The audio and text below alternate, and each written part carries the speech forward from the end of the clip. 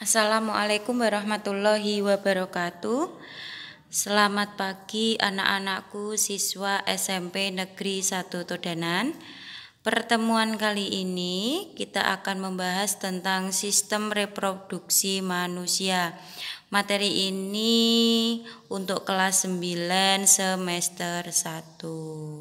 Sekarang apa yang akan kita bahas nanti di sistem reproduksi manusia? Perhatikan gambar pada tayangan. Di situ ada satu keluarga yang terdiri atas ayah, ibu, dan anak-anaknya.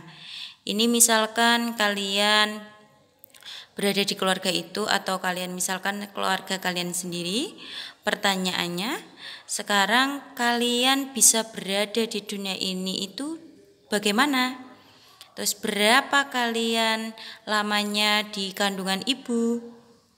Kemudian dari mana kalian bisa mendapatkan makanan selama dalam kandungan? Nah, nanti akan kita bahas semuanya di materi ini. Selanjutnya, kompetensi dasar yang harus kalian capai yaitu 3.1 menghubungkan sistem reproduksi pada manusia dan gangguan pada sistem reproduksi serta penerapan pola hidup yang menunjang kesehatan reproduksi. Itu nanti yang akan kalian pelajari. Kemudian apa saja yang dibahas di bab sistem reproduksi manusia? Ada 5. Yang pertama tentang pembelahan sel. Yang kedua, struktur dan fungsi organ reproduksi laki-laki, struktur dan fungsi organ reproduksi perempuan, kemudian siklus, menstruasi, fertilisasi, dan kehamilan, dan terakhir kelainan atau penyakit sistem reproduksi manusia. Kita akan membahas satu persatu. Yang pertama, pembelahan sel. Apa itu pembelahan sel? Proses yang membagi satu sel induk menjadi 2 sel anak atau lebih. Perhatikan contoh, misalnya ada sebuah sel, boleh sel tumbuhan atau sel lainnya, kemudian membelah. Nah, ini menjadi 2 sel anakan. Kemudian masing-masing sel anakan ini membelah lagi menjadi 2, sehingga hasil sel anakan menjadi 4. Terus ini juga bisa membelah terus-menerus sel anakan. Akhirnya akan menjadi sel anakan yang banyak. Nah, ini arti pembelahan sel. Jadi proses membagi satu sel di mana menjadi 2 atau lebih sel anakan. Itu pembelahan sel. Selanjutnya, apa tujuan dari pembelahan sel? Nah, akan kita bahas. Tujuan pembelahan sel itu ada 3. Kalian bisa mempelajari atau sambil membuka buku paket kalian di halaman 3. Tujuan pembelahan sel yang pertama adalah untuk pertumbuhan. Nah, masih ingatkah kalian materi kelas 7 tentang pertumbuhan? Pertumbuhan itu merupakan proses bertambahnya ukuran. Jadi, proses bertambahnya ukuran yang tidak bisa kembali lagi. Nah, makhluk hidup itu sendiri dapat tumbuh karena sel-selnya bertambah banyak. Jadi semakin banyak sel pada makhluk hidup berarti ukurannya semakin besar atau pertumbuhannya semakin bertambah. Itu tujuan pertama pembelahan sel. Yang kedua yaitu untuk perbaikan. Contoh sederhana yaitu ketika kita terluka. Nah, terluka artinya itu ada jaringan yang rusak pada tubuh kita. Nah, bagaimana cara luka kok tiba-tiba bisa sembuh? Nah, itu ada perbaikan jaringan yang rusak karena hasil proses pembelahan sel.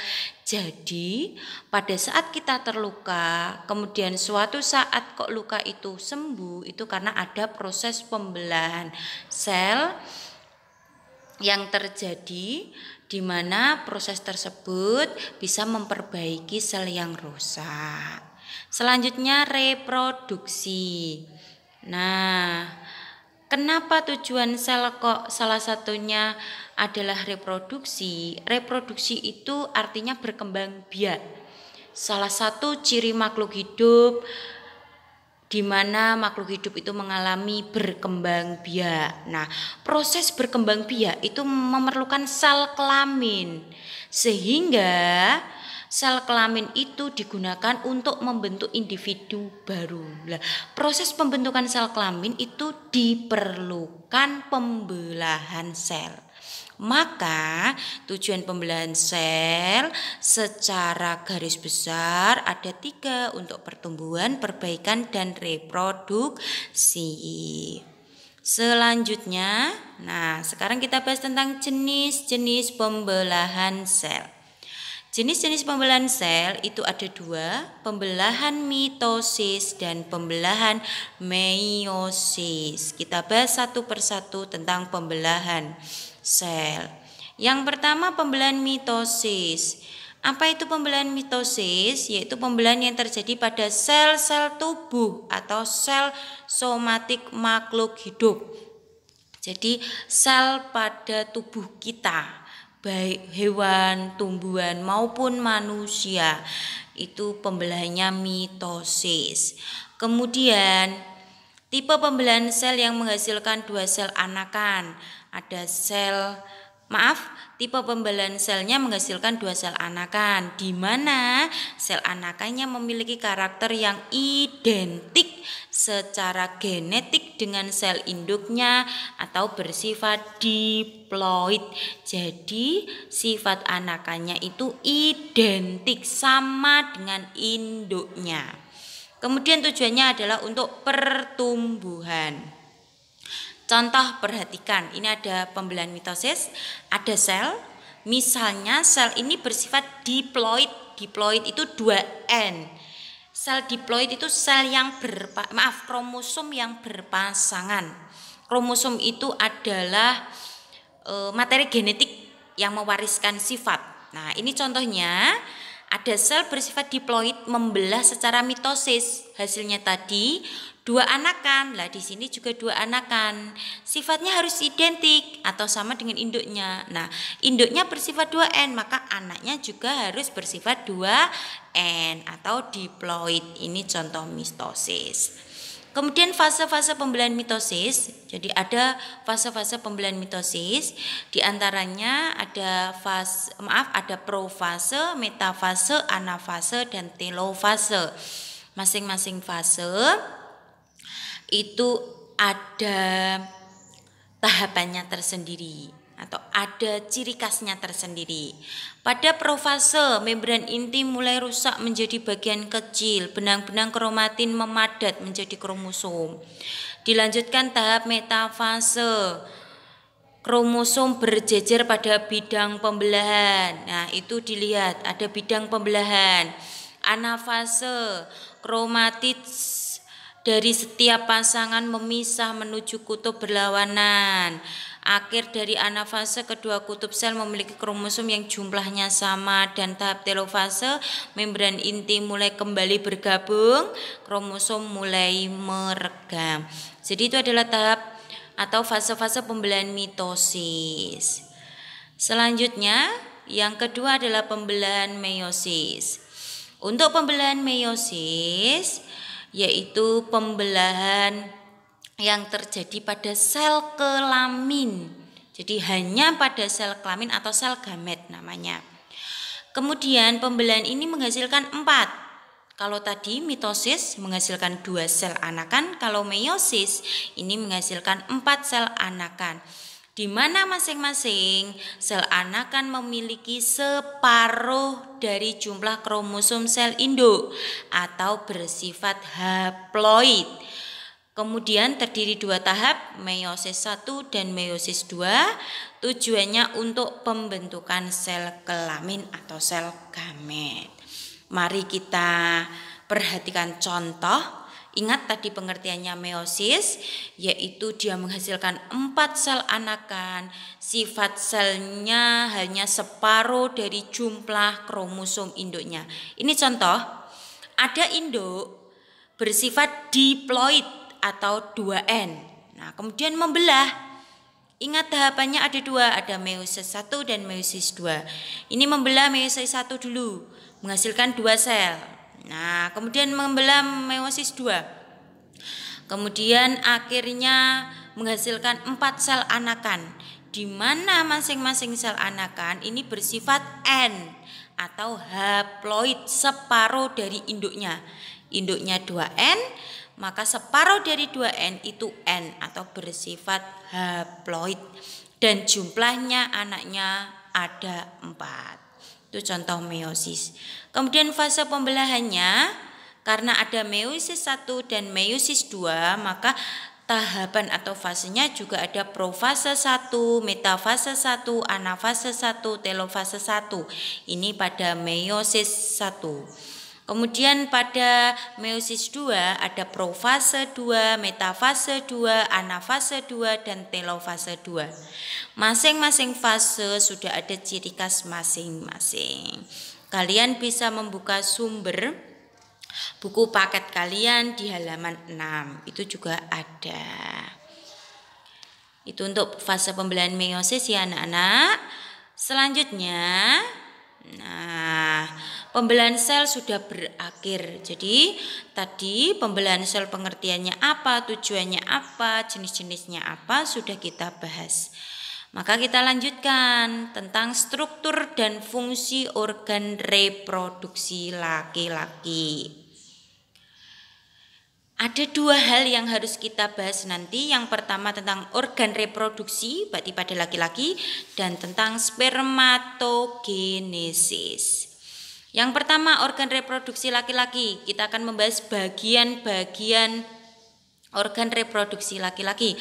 Perhatikan gambar. Nah, di situ ada gambar organ reproduksi laki-laki. Di antaranya ada yang paling bawah, ada testis, skrotum, epididymis, ada saluran uretra, penis, dan sebagainya.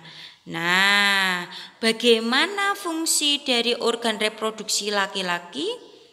Kita akan bahas satu persatu fungsinya. Fungsi organ reproduksi laki-laki. Nah, secara umum, organ reproduksi laki-laki dibagi atas 2, yaitu organ bagian luar dan organ bagian dalam. Bagian luar terdiri atas penis dan skrotum. Bagian dalam terdiri testis, saluran sperma, dan kelenjar sperma.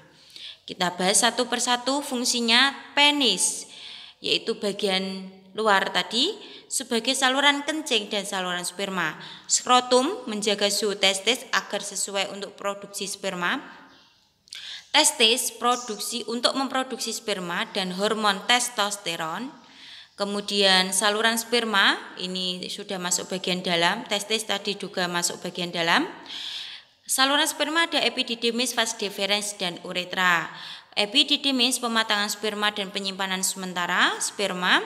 Vas deferens menghubungkan epididymis dan uretra. Uretra saluran keluarnya sperma dan urin. Dan kelenjar sperma terdiri atas vesicula seminalis, kelenjar prostat, dan kelenjar Cowper. Untuk vesicula seminalis, penghasil zat-zat untuk perkembangan sperma. Kelenjar prostat menghasilkan cairan bersifat asam. Kelenjar Cowper menghasilkan cairan bersifat basa. Itu adalah fungsi bagian organ reproduksi pada laki-laki. Selanjutnya tentang yang terakhir pada pertemuan ini nanti, yaitu tentang spermatogenesis. Apa itu spermatogenesis? Yaitu proses pembentukan sperma atau sel kelamin jantan. Nah, proses pembentukan sperma sendiri tadi sudah kita bahas, organ-organ reproduksi pada laki-laki, yaitu terjadi di testis. Tepatnya di tubulus seminiferus. Jadi tubulus itu artinya saluran-saluran, seminiferus itu artinya semen. Semen itu sperma. Nah, tubulus seminiferus sendiri itu saluran panjang berkelok-kelok tempat pembentukan sperma. Nah, kumpulan dari tubulus itu akan membentuk struktur testis. testis, sehingga proses pembentukan sperma itu terjadi di testis. Bagaimana tahapannya proses pembentukan sperma? Perhatikan bagan skema spermatogenesis. Saya akan menjelaskan. Diawali dari adanya sel induk sperma, namanya spermatogonium. Spermatogonium yang bersifat diploid atau 2N ya anak-anak, ini akan membelah secara mitosis. Nah, inilah gunanya pembelahan.